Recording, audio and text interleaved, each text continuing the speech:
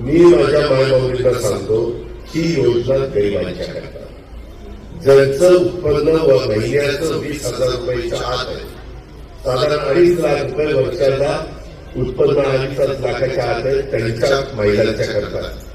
आता ज्या महिलांच्या घरी गाड्या घोड्या असतील, म्हणजे 4 चाकी वाहन, त्यांना त्याचं 1,500 रुपये ही गरिबांच्या करता, गरजू महिलांच्या करता.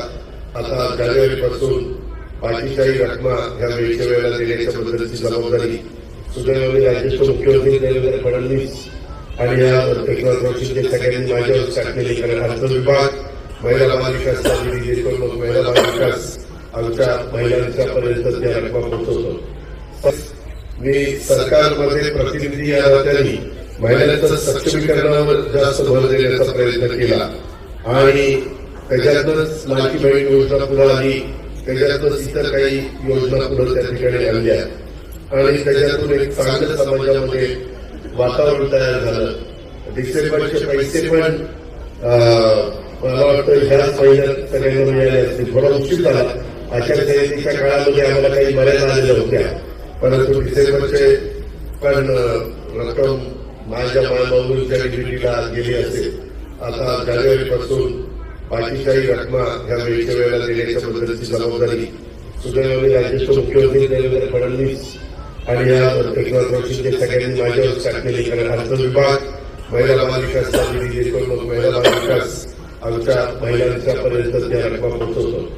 समाजात सध्या एक वेगळ्या प्रकारची चर्चा चालू आहे, काहीतरी या योजना बंदच करणार, त्याच्यात काहीतरी आता वेगळंच करणार.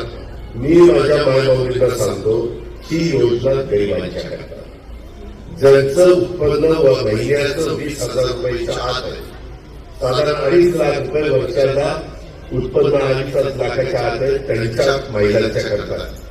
आता ज्या महिलांच्या घरी गाड्या घोड्या असतील, म्हणजे 4 चाकी वाहन, त्यांना त्याचं 1,500 रुपये ही गरिबांच्या करता, गरजू महिलांच्या करता. माझ्या भाषेत सांगायचं झालं तर जी आमची कुरपणी जाती, जी मोलमजुरी करते, जी दिवसभर कुठेतरी भाजी पाठीमध्ये घेऊन विकते आणि संध्याकाळी तिची चूल पेटते, किंवा फळं घेते विकते, केळी घेते विकते, किंवा काही जण आमचे झाड पोचना करतात, फुलं भांडी करतात.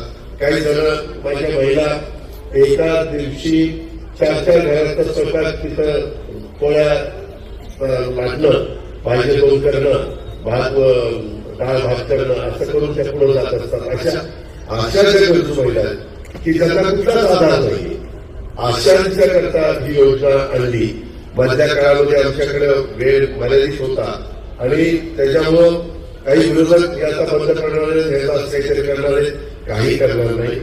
मी स्वतः अर्थमंत्री म्हणून तुम्हाला सांगतो ही योजना तुमची चालू राहणार, अशा प्रकारचा शब्द महायुतीच्या सरकारने निवडणुकीमध्ये दिलेला आहे. त्याच्यामुळे तुम्ही अजिबात काळजी करू नका. त्याबद्दलची विनंती मी माझ्या सगळ्या लाडक्या बहिणींना आणि माझ्या मायबाबूंना देखील करतो.